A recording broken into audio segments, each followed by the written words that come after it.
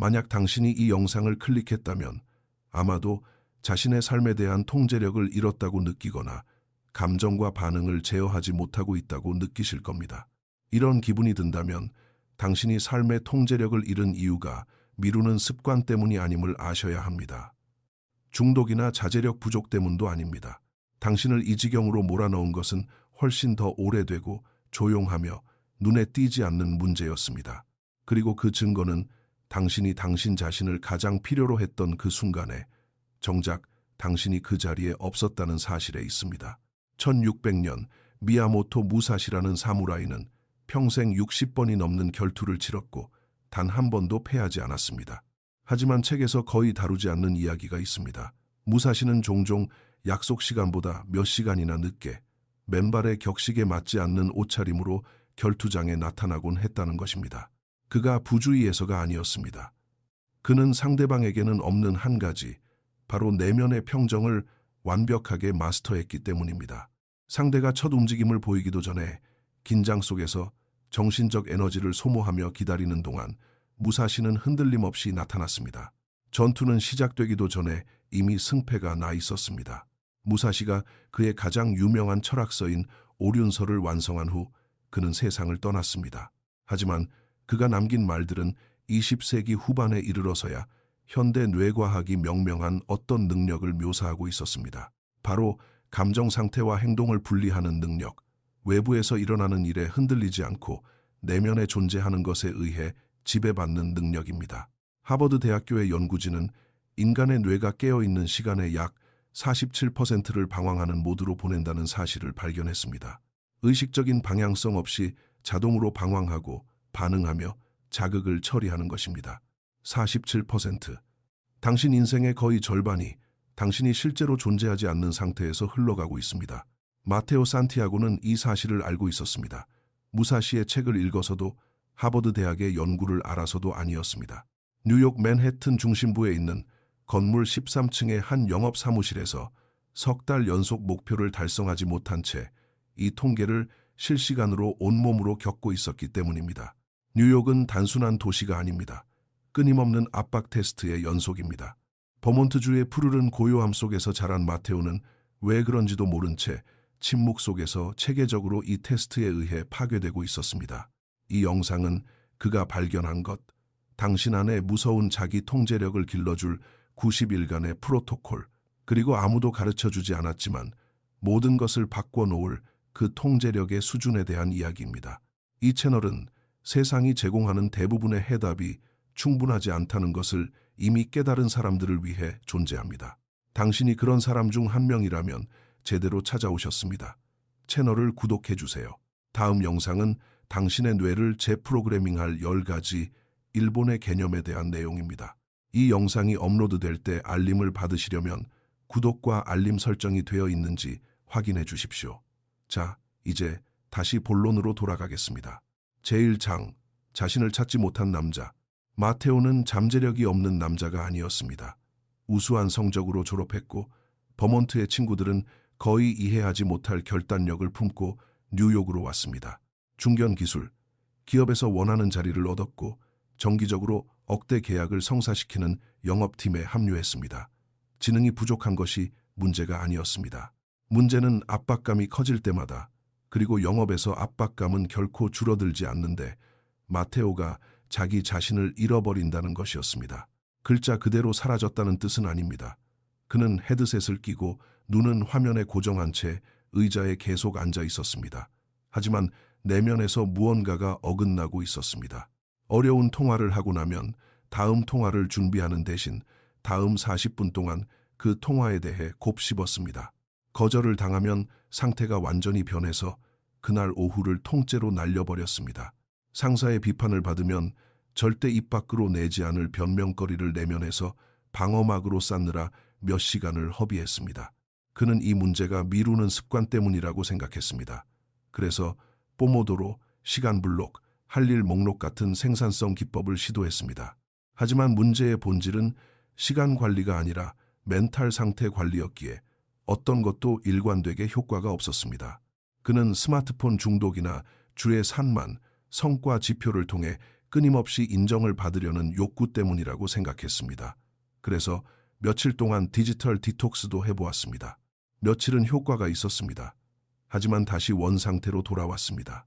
왜냐하면 스마트폰이 문제가 아니라 스마트폰으로 채우려 했던 내면의 공허함이 문제였기 때문입니다.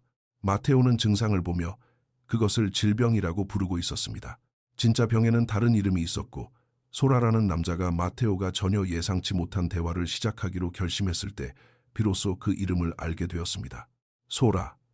이시카와는 비즈니스 잡지 표지에 등장할 법한 관리자가 아니었습니다. 그는 소리치지 않았습니다. 동기부여가 되는 화려한 말을 쓰지도 않았고 다채로운 색깔의 글씨로 벽에 목표를 도배하지도 않았습니다.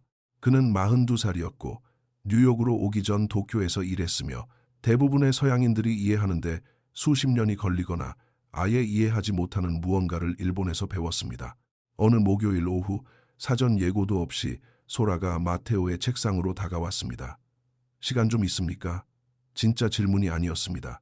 그들은 사무실 안쪽의 작은 회의실로 들어갔습니다. 소라는 문을 닫았습니다. 자리에 앉아 몇 초간 침묵을 지키다가 입을 열었습니다. 마테오, 입사 이후 자네의 성과가 일관되지 않다는 걸 지켜봐 왔습니다. 나는 자네의 상사로서 단순한 질책이 아니라 도움을 주기 위해 이 자리에 있습니다. 하나 물어보죠. 영업에 실패했을 때 다음 30분 동안 자네에게 어떤 일이 일어납니까? 마테오는 프로다운 대답을 할까 고민했습니다. 하지만 이내 진실을 말했습니다. 계속 곱씹게 됩니다. 짜증이 나고 제가 뭘 잘못했는지 계속 이해하려고 했습니다. 소라는 고개를 끄덕였습니다. 동의하는 사람으로서가 아니라 이미 알고 있는 사람으로서의 끄덕임이었습니다. 그럼 그 30분 동안 자네는 다음 기회를 잡을 준비가 되어 있습니까? 침묵이 흘렀습니다. 아니요, 마테오가 대답했습니다. 바로 그겁니다. 소라가 말했습니다. 그게 문제예요. 그리고 그는 마테오가 한 번도 들어본 적 없는 것에 대해 이야기하기 시작했습니다. 제2장, 지코세이교, 아무도 주지 않은 통치권. 소라는 철학으로 시작하지 않았습니다. 질문으로 시작했습니다. 자신의 감정을 통제하는 사람과 감정을 통제할 필요가 없는 사람의 차이를 아십니까? 마테오는 답을 알지 못했습니다. 첫 번째 사람은 항상 전쟁 중입니다. 소라가 말했습니다. 두 번째 사람은 전쟁보다 더 깊은 무언가를 찾은 사람입니다. 소라가 설명하려던 이 개념은 일본에서 2000년의 역사를 가지고 있습니다. 하지만 그 적용은 일본 문화에만 국한되지 않습니다. 시간의 시험을 견뎌낸 거의 모든 철학적 전통에서 다른 이름으로 등장합니다. 지코세이교, 한자는 그 본질을 드러냅니다. 자기, 자아, 제어, 통제. 하지만 직역만으로는 일본 문화적 맥락에서 무언가를 놓치게 됩니다. 자기 제어는 빠져나가려는 무언가를 억지로 억누르는 것이 아닙니다. 자신의 내면을 온전히 차지한 자가 가지는 자연스러운 통치권입니다. 동물을 우리에 가두는 사람과 애초에 그 동물이 날뛰지 않도록 기른 사람의 차이입니다. 소라는 이를 다른 말로 마테오에게 설명했습니다. 자네는 반응이 이미 일어난 후에 그것을 통제하려고 합니다. 그건 맨손으로 눈사태를 막으려는 것과 같습니다. 진정한 제어는 눈사태를 막는 것이 아니라 애초에 눈을 만들지 않는 것입니다. 마테오는 조용히 듣고만 있었습니다. 감정적인 반응, 끊임없는 되새김, 짜증, 거절당한 후의 무너짐. 이것들은 문제가 아닙니다. 결과일 뿐입니다. 진짜 문제는 당신에게 일어나는 일과 당신이 그것에 어떻게 대처할 것인가 사이에 존재하는 그 공간에 머무는 법을 한 번도 배우지 못했다는 겁니다. 이 공간에는 이름이 있습니다.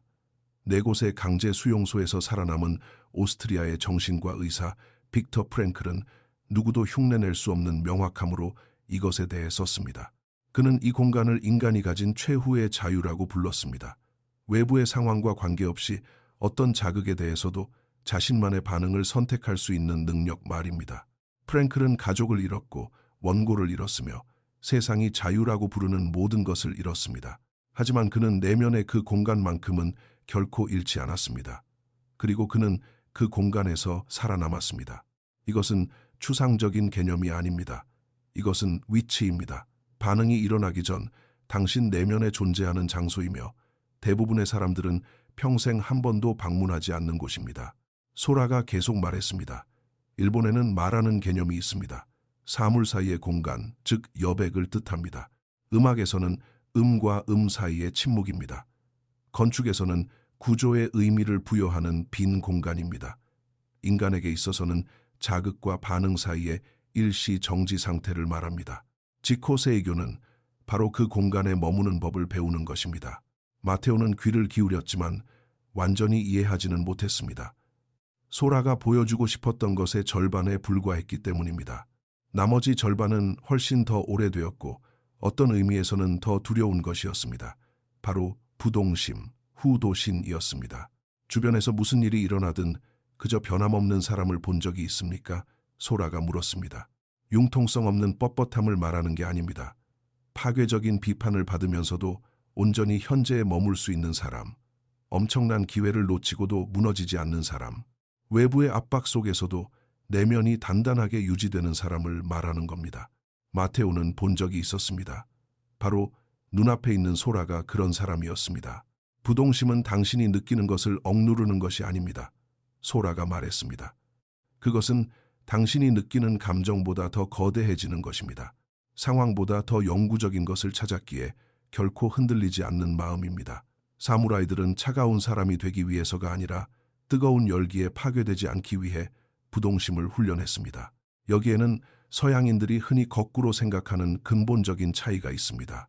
부동심을 가진 전사는 모든 것을 깊이 느낍니다. 고통, 상실, 압박감까지도요. 그는 단지 그 감정들에 의해 정의되지 않을 뿐입니다. 그렇기 때문에 감정은 날씨처럼 지나가지만 그는 산처럼 그 자리에 남습니다. 부동심을 가진 자는 감정을 느끼지 않는 자가 아닙니다. 자신이 느끼는 감정에 지배당하지 않는 자입니다. 19세기의 검객이자 선불교의 대가였던 야마오카 테슈의 말입니다. 소라가 잠시 말을 멈췄습니다. 마테오, 자네는 완전히 다른 사람이 되려고 애써왔습니다. 하지만 자네에게 정말 필요한 것은 내면의 중심을 다른 곳에 두는 것입니다. 제3장, 모든 것을 드러낸 위기. 그 대화가 있은 지 3주 후 마테오는 그 분기에서 최악의 시간을 보내고 있었습니다. 2달 동안 공들였던 계약이 경쟁사로 넘어갔고 더 끔찍한 것은 가격 때문이 아니었다는 사실이었습니다. 고객은 당혹스러울 정도로 솔직하게 마테오와의 관계에서 불안정성을 느꼈다고 말했습니다. 어떨 때는 자신감이 넘쳐 보이다가도 어떨 때는 불안해 보여서 의구심이 들었다는 것입니다. 제품이 거절당한 게 아니었습니다. 마테오라는 사람이 거절당한 것이었고 그도 그 사실을 잘 알고 있었습니다. 그날 오후 사무실은 바쁘게 돌아가고 있었습니다. 동시다발적인 통화, 팀 전체가 압박을 받고 있었습니다. 소라는 사무실의 공기 흐름마저 바꾸는 듯한 존재감을 내뿜으며 책상 사이를 걸어 다녔습니다. 차분하고 직설적이며 서두르지 않았습니다. 마테오는 책상에 손을 얹은 채 화면만 멍하니 바라보며 다음 번호를 누르지 못하고 있었습니다. 게을러서가 아니었습니다. 상태 마비에 빠진 것입니다. 내면에서는 끊임없이 악순환이 반복되고 있었습니다. 놓쳐버린 계약을 곱씹고 팀장님이 어떻게 생각할지 투사하고 금요일 파이프라인 회의를 걱정하며 넉 달 연속 팀 내 꼴찌가 될지도 모른다는 두려움에 사로잡혀 있었습니다. 사무실이 그의 주변을 바쁘게 돌아가는 동안 이 모든 일들이 그의 머릿속에서 소리 없이 동시에 일어나고 있었습니다. 그는 스마트폰을 집어들고 인스타그램을 열어 아무것도 보지 않은 채 30초 동안 스크롤을 내리다 닫고 이메일을 열었다가 닫고 빈 물잔을 들고 당장 필요하지도 않은 물을 뜨러 자리에서 일어났습니다. 도피, 도피, 도피. 물리적인 포식자로부터가 아니라 자기 자신으로부터의 도피였습니다. 그리고 바로 그 순간 소라가 마테오의 책상 옆에 멈춰 섰습니다. 그는 아무 말도 하지 않았습니다. 빈 화면과 열려있는 다이얼창, 그리고 단 한 통의 전화도 걸지 않은 채 흘러가 버린 37분이라는 시간을 그저 바라보았습니다. 회의실로 소라가 세 단어를 말했습니다. 목소리에 어떤 질책도 없었습니다. 문이 닫히자 소라가 마테오가 전혀 예상치 못한 질문을 던졌습니다. 자네, 어디 있었습니까? 여기요. 마테오가 기계적으로 대답했습니다. 아니요, 소라가 말했습니다. 진짜 어디에 있었냐고 묻는 겁니다. 그는 침묵했습니다. 놓쳐버린 계약에 대해 생각하고 있었습니다. 그전에는 이사님이 금요일에 뭐라고 하실지를 생각했고요. 그리고 그전에는, 아니, 오늘 아침에 했던 마지막 통화에 대해 생각하고 있었습니다. 그 고객은 정말 무례했고 그는 말을 멈췄습니다. 소라가 그의 말을 맺어주었습니다. 자네는 수시간 동안 정신적으로 과거와 미래의 그곳에 머물러 있었습니다. 마테오는 대답하지 못했습니다. 사실이었기 때문입니다. 자네는 지금 여기에 없습니다, 마테오. 과거와 미래 사이를 너무나도 빠르게 여행하고 있어서 자네가 유일하게 행동할 수 있는 장소인 현재가 완전히 텅 비어버렸습니다. 그리고 소라는 마테오가 완전히 소화하는데 몇 주가 걸릴 말을 남겼습니다. 이런 감정들을 느끼는 것 자체가 문제가 아닙니다. 문제는 자네에게 돌아올 중심이 없다는 겁니다. 폭풍이 몰아칠 때 자네 자신이 폭풍이 되어버리고 맙니다. 부동심을 가진 자는 허리케인 한가운데서도 고요할 수 있습니다. 허리케인보다 더 단단한 무언가를 내면에 품고 있기 때문입니다. 마테오가 소라를 바라보았습니다. 그걸 어떻게 할 수 있습니까? 훈련을 통해서입니다. 소라가 말했습니다. 극적인 상황에서가 아니라 평범한 일상 속에서 훈련하는 겁니다. 제4장, 내면의 구조를 바꾸는 90일. 소라는 마테오에게 10단계짜리 복잡한 프로그램을 주지 않았습니다. 단 3가지 훈련법만 알려주었습니다. 딱 3가지였습니다. 그리고 이 3가지를 90일 동안 철저하게 적용한다면 내면의 구조에서 무언가가 영구적으로 변할 것이라고 말했습니다. 단순한 습관이 아니라 정체성으로서 말입니다. 첫 번째 훈련은 목격자 되기였습니다. 분노, 불안, 두려움, 좌절 같은 강렬한 감정이 솟구칠 때마다 마테오는 어떤 행동을 취하기 전에 딱 한 가지를 해야 했습니다. 지금 일어나는 현상을 제3자의 입장에서 객관적으로 부르는 것입니다. 내가 화났다가 아니라 지금 내 안에 분노가 올라오고 있다라고 말입니다. 단순해 보일지 모릅니다. 기술적으로는 단순하지만 그 효과는 엄청납니다. 미국 UCL의 이 연구진은 감정과 자신을 동일시하는 대신 묘사하는 언어로 감정에 이름을 붙이는 단순한 행위만으로도 편도체의 활동이 눈에 띄게 감소한다는 사실을 발견했습니다. 편도체는 투쟁 도피 반응을 담당하는 뇌의 구조입니다. 감정 그 자체가 되는 대신 감정의 관찰자가 될 때 이성적 판단의 자리인 전두엽이 다시 통제권을 되찾습니다. 이것은 비유가 아니라 신경학적인 사실입니다. 마테오는 연습을 시작했습니다. 처음엔 불편했습니다. 뇌는 관찰당하는 것을 거부합니다. 뇌는 사건의 관찰자가 아니라 사건 그 자체가 되고 싶어 합니다.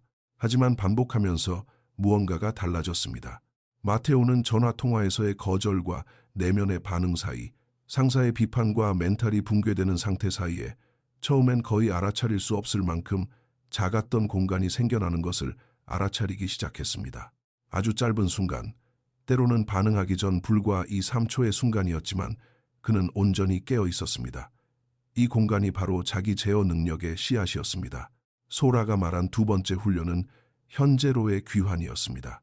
마테오가 마음속으로 과거를 곱씹거나 미래를 투사하며 방황하고 있다는 것을 깨달을 때마다 의도적인 신체적 행동을 해야 했습니다. 명상 같은 호흡법이 아니라 구체적인 행동이었습니다. 책상 표면에 양손을 얹고 10초 동안 정확히 그 온도와 질감을 느끼는 것이었습니다. 원시적으로 들리겠지만 이것은 특정한 신경학적 기능을 합니다. 항상 현재에 존재하는 신체에 의식을 단단히 고정시키는 것입니다. 마음은 과거와 미래로 시간 여행을 떠나지만 몸은 그렇지 않습니다. 첫 보름 동안 마테오는 하루에도 수십 번씩 이 행동을 반복했습니다. 시간이 지나면서 빈도는 줄어들었습니다. 마음의 피드백이 더 빠르게 이루어졌고 부정적인 생각을 곱씹는 고리도 점점 짧아졌기 때문입니다. 세 번째 훈련은 가장 어려웠습니다. 소라는 이것을 지연된 반응이라고 불렀습니다. 이메일에 방어적으로 답장하고 싶거나 까다로운 고객과 논쟁하고 싶거나 불안감이 커질 때 스마트폰을 확인하고 싶은 충동적인 반응이 일어날 때마다 마테오는 행동하기 전 의도적으로 90초를 지연시켜야 했습니다. 90초, 그게 전부였습니다. 거대한 뇌졸중을 겪고 그 경험을 임상적 정밀함으로 기록한 뇌과학자 질 폴트 테일러는 그녀의 저서에서 모든 감정은 체내에서 약 90초의 생리적 주기를 갖는다고 설명합니다. 감정에 추가적인 생각을 더해 먹이를 주지 않고 그저 관찰하며 기다리기만 하면 감정은 스스로 소멸하기 시작합니다. 감정을 살아있게 만드는 것은 감정 자체가 아니라 그 뒤를 잇는 우리의 생각들입니다. 행동하지 않는 90초가 그 꼬리를 무는 악순환을 끊어냅니다. 마테오는 이것을 영업 전화에 적용했습니다. 고객이 공격적으로 나올 때 그는 숨을 한번 들이마시고 기다렸다가 응답했습니다. 차가운 태도가 아니라 온전한 현재의 상태로 말입니다. 고객들이 느끼는 변화는 진짜였습니다. 그는 고객들의 반응에서 그것을 알아차리기 시작했습니다. 부동심을 가진 사람이 쏟는 집중력의 질에는 무언가 특별한 것이 있었습니다. 실시간으로 자신의 내면 반응을 관리할 필요가 없을 때 대화가 어떻게 흘러가는지에 따라 자신의 멘탈 상태가 좌우되지 않을 때 당신은 상대방에게 온전히 집중할 수 있게 됩니다. 다른 깊이로 상대의 말을 듣게 됩니다. 말 이면에 숨겨진 의미를 파악하게 되고 사람들은 그것을 느낍니다. 어떻게 표현해야 할지 모르더라도 사람들은 본능적으로 느낍니다. 30일째 되던 날, 마테오는 팀에서 그달의 가장 큰 계약을 성사시켰습니다. 60일째에는 그의 전환율이 31% 상승했습니다. 그리고 90일째, 그는 더 이상 자신의 반응을 통제하려고 애쓰지 않았습니다. 그는 그저 예전과는 반응의 차원이 다른 사람이 되어 있었습니다. 제5장, 사람들이 이름 짓지 못하지만 분명하게 느끼는 것, 자기 제어 능력과 부동심이 결합되어 고도의 수준에 이른 사람에게는 한 가지 현상이 일어납니다. 이 현상은 정확하게 묘사되는 일이 드뭅니다. 주변 사람들은 그들에게서 무언가를 느끼기 시작하지만 그것이 무엇인지 정확히 이름을 붙이지 못합니다. 그것은 흔히 서양 문화에서 리더십으로 착각하는 외향적이고 퍼포먼스적인 에너지, 즉 전통적인 의미의 카리스마가 아닙니다. 오히려 그 반대에 가깝습니다. 당신이 제공하는 그 어떤 인정도 필요하지 않음을 말없이 전달하면서도 동시에 한 인간으로서 당신에게 온전히 마음을 열어두는 존재감의 질입니다. 이 조합은 극도로 희귀하며 엄청난 자력을 틉니다. 심리학자들은 이것을 비반응적 지배력이라고 부릅니다. 증명하거나 방어하거나 승인을 얻으려는 어떠한 욕구도 없는 상태입니다. 역설적이게도 이러한 욕구의 부재는 다른 사람들에게 일종의 본능적이고 원초적인 이끌림을 만들어냅니다. 뇌과학에는 이에 대한 설명이 있습니다. 인간의 신경계는 사회적 환경에 의해 끊임없이 조정됩니다. 우리는 실시간으로 그리고 무의식적으로 상대방의 미세한 표정, 목소리의 음질, 호흡의 패턴, 자세 등을 통해 그 사람의 내면 상태를 읽어냅니다. 우리가 내면이 진정으로 안정된 사람을 만나면 우리의 신경계는 그것을 안전하다는 신호로 받아들입니다. 진화론적 수준에서 안전함은 사회적 동물이 제공할 수 있는 가장 소중한 자산입니다. 진정한 부동심을 가진 사람은 평온함을 연기하는 것이 아닙니다. 그저 평온할 뿐입니다. 무언가를 연기하는 것과 그 상태로 존재하는 것의 차이는 자신이 무엇을 감지하고 있는지조차 모르는 사람들에게도 즉각적으로 감지됩니다. 마테오는 업무 외의 인간관계에서도 이를 알아차리기 시작했습니다. 과거에는 갈등으로 끝났을 대화들이 평화롭게 해결되기 시작했습니다. 그가 대화의 기술을 배웠기 때문이 아니라 대화 속에 자신의 내적 불안정성을 끌어들이지 않게 되었기 때문입니다. 사람들은 더 자주 그를 찾기 시작했습니다. 조언을 구하기 위해서가 아니라 단지 그의 곁에 머물기 위해서였습니다. 소라가 처음에 했던 말 중 마테오가 90일째가 되어서야 온전히 이해하게 된 말이 있었습니다. 가장 무서운 수준의 자기 통제력은 결코 통제하는 것처럼 느껴지지 않습니다. 아주 자연스럽게 느껴집니다. 그리고 자기 내면의 주인이 된 남자의 자연스러움은 세상에서 가장 희귀한 것 중 하나입니다. 마테오는 처음에 그저 멋진 문장이라고 생각했습니다. 하지만 이제 그는 양쪽 세계를 모두 살아보았기에 그것이 진실이라는 것을 알았습니다. 그는 침묵 속에서 자신과 싸우며 별것 아닌 자극에도 체계적으로 무너졌던 사람이었고, 이제는 폭풍 속에 있으면서도 폭풍 자체가 되지 않고 그저 바라볼 수 있는 사람이 되었습니다. 그것은 어떤 드라마틱한 변신이 아니었습니다. 갑작스러운 깨달음의 순간도 없었습니다. 그저 평범한 일상 속에 작은 승리들이 쌓인 결과였습니다. 충동적으로 뱉지 않은 대답, 더 빠르게 평정을 되찾은 상태, 주변의 모든 것이 반응을 압박할 때도 유지했던 흔들림 없는 태도, 그리고 어떤 특별한 상황도 없었던 아주 평범한 어느 날, 그는 자신이 무언가를 억지로 관리할 필요 없이 그저 온전하고 완벽하게 현재에 존재하고 있음을 깨달았습니다. 이것이 아무도 말해주지 않는 자기 제어와 부동심의 비밀입니다. 이 개념들은 사무라이만을 위해 만들어진 것이 아닙니다.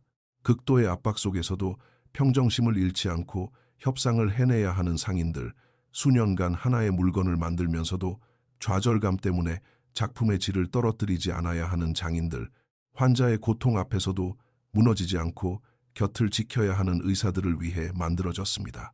다시 말해, 마테오와 똑같은 상황에 처한 사람들을 위해 만들어진 것입니다. 그리고 이 개념들이 2000년 동안 살아남을 수 있었던 이유는 철학적으로 우아해서가 아닙니다. 물론 우아하기도 하지만요. 이유는 간단합니다. 효과가 있기 때문입니다. 기술, 문화, 고용시장, 당신이 태어난 세기가 변해도 결코 변하지 않는 인간 경험의 구조적 본질에 닿아 있기 때문입니다. 당신의 내면 상태는 당신이 온전히 지배할 수 있는 유일한 영토입니다. 그 외의 모든 것, 시장, 경제, 사람들의 의견, 당신이 붙는 결과들은 모두 당신의 관할권 밖의 일입니다. 오직 내면의 상태만이 당신의 것입니다. 그리고 이 영상이 당신에게 남기고자 하는 질문은 이것을 어떻게 적용할 것인가가 아닙니다. 진짜 질문은 이것입니다. 당신은 평생 동안 자신이 한 번도 선택한 적 없는 감정 상태에 얼마나 자주 지배당하며 살아왔는지 깨달은 적이 있습니까? 3가지가 남습니다. 첫째, 문제는 결코 당신이 생각했던 그것이 아니었습니다. 미루는 습관, 중독, 자제력 부족 등은 모두 증상일 뿐입니다. 진짜 문제는 통제되지 않은 내면의 상태입니다. 근본 원인을 해결하지 않고 증상만 공격하는 것은 세상에서 가장 지치고 비효율적인 일입니다. 둘째, 자기 제어와 부동심은 단순한 기술이 아닙니다. 그것은 내면의 구조를 세우는 일입니다. 그것을 구축하는 데는 시간이 걸리며 영웅적인 거창한 행동이 아니라 아주 미세하고 작은 행동들을 통해 만들어집니다. 자극과 반응 사이의 공간을 만들 때마다 당신은 벽돌을 하나씩 놓는 것입니다. 마음이 방황할 때마다 다시 현재로 돌아올 때 당신은 구조물을 세우는 것입니다. 지름길은 없습니다. 오직 축적만이 있을 뿐입니다. 셋째, 사람들을 두렵게 만드는 자기 통제의 수준은 당신이 겉으로 보여주는 모습이 아닙니다. 당신이 어떤 사람으로 변모했는가입니다. 그리고 당신이 그 경지에 이르렀을 때, 내면의 중심이 확고하게 자리 잡았을 때, 당신은 더 이상 어떤 것과도 싸울 필요가 없습니다. 당신은 단지 대부분의 사람들이 평생 한 번도 도달하지 못한 내면의 공간에서 행동할 뿐입니다. 마테오는 직장을 바꾸지 않았습니다. 도시를 떠나지도 않았습니다. 그를 둘러싼 상황도 달라지지 않았습니다. 그는 단지 자신이 통제할 수 있는 유일한 영토만을 바꾸었을 뿐입니다. 그리고 그 영토가 정밀하게 다스려질 때 그를 둘러싼 모든 것이 변했습니다. 만약 당신이 여기까지 보셨다면 당신은 단순한 오락거리를 찾으러 온 것이 아님을 이미 증명한 것입니다. 당신은 진짜 백이 진실을 찾으러 왔습니다. 구독해 주십시오. 저를 위해서가 아니라 다음번에 이런 이야기가 필요할 때 이 영상이 당신의 화면에 나타나도록 하기 위해서입니다. 만약 이 길을 계속 가고 싶으시다면 지금 화면에 뜨는 영상들 중 하나가 바로 당신이 겪고 있는 상황을 위해 특별히 만들어진 것입니다. 지금까지 집중해 주셔서 대단히 감사합니다. 그리고 기억하십시오. 현재에 머물고 명예롭게 걸으며 당신만의 길을 가십시오. 다음 영상에서 뵙겠습니다.